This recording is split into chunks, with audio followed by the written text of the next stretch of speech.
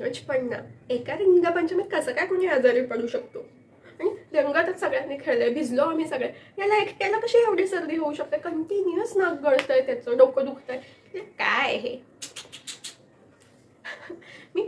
मी आज गेले होते तर पंड्या घरी नव्हता आणि कॉरिडॉरमध्येच तो बोलत होता एका ताईसोबत. म्हणजे ताईसोबत थोडीशीच मोठी होती आमच्यापेक्षा आणि तिच्या कडेवर बाळ होतं. मग मी पण त्यांना जॉईन झाले. मग गप्पांमध्ये कळलं, अच्छा ती त्यांच्या शेजारची ताई आहे आणि ते तिचं छोटं बाळ आहे, पण तिला बाहेर जायचं आहे आणि तिच्या सासूबाई मंदिरात गेल्या. सो त्या परत आल्या की त्या बाळाकडे बघतील म्हणून ती त्यांची वाट बघत होती. मग जनरल आमच्या गप्पा टप्पा सुरू होत्या. मग नीरजने मध्येच माझी ओळख करून दिली की ही नीरजा. तिने ओळख करून दिली आणि त्या असं आपल्या तोंडावर म्हणाल्या, अरे मला माहित नव्हतं तुला बहीण आहे, मला वाटलं तू एकुलता एक आहेस. मला काय बोलावं तेच सुचलं नाही. आणि नीरज म्हणाला, अगं ताई बहीण नाही ती मैत्रीण आहे माझी.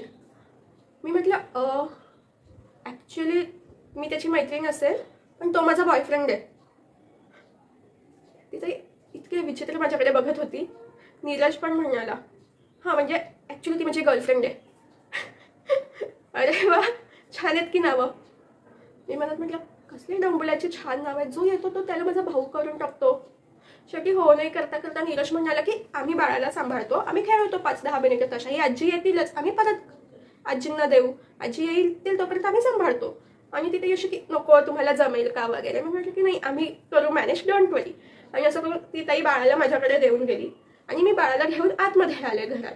आणि मग जनरल आम्ही मी असं कडेवर घेऊन त्याला म्हटलं की किती गोड आहे अरे ही. आणि तो म्हणाला, आर यू मॅड? म्हटलं व्हॉट मॅड? नाही खूप गोड आहे, पण ती खूप गोड नाही, तो खूप गोड आहे.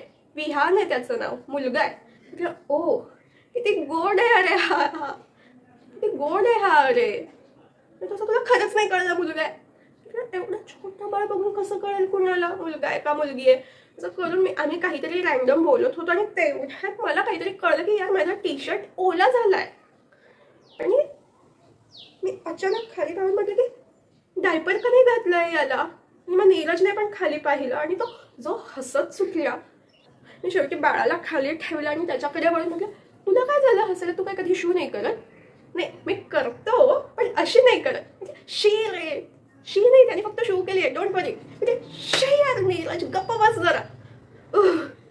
मग काय हो नाही करता म्हटलं यार आता बंड्याला डायपर जाण्याला पाठव यार. त्याने परत केली तर तुझा सोफा ओला होईल, मला काही प्रॉब्लेम नाही आहे. असं करून मग तो बंड्याला फोन करायला गेला. पण तेवढ्या याच्यात मी हे असं नाही थांबणार आहे आता इथे 2 तास.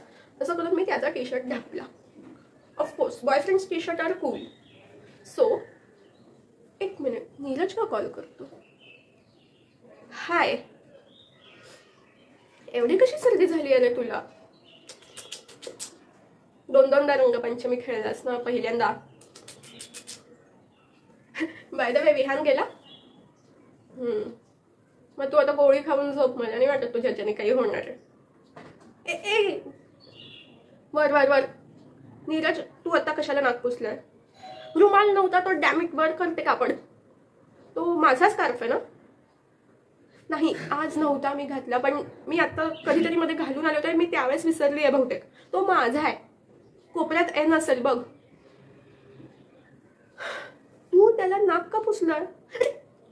शी रे, किती घाणेरडा आहेस तू. मी तुला सांगते ना त्याला नाक नको पुसू. तो माझ्या समोर का परत पुसतोयस? ऐक, तो माझा आजचा टी शर्ट आणि हा स्कार्फ दोन्ही मला स्वच्छ धुवून हवे, डेटॉलने धुवून दे दोन्ही. स्कार्फ तू नको धु, स्कार्फ बाहेरून ड्रायक्लीन करून आण, तो खूप नाजूक आणि खूप महाग आहे. तू काहीही कर, स्कार्फला काही होता कामा नाहीये. तू हाताने धुवून आणि ड्रायक्लीन करून आण. अरे नको ना पुसू त्याचा नाक.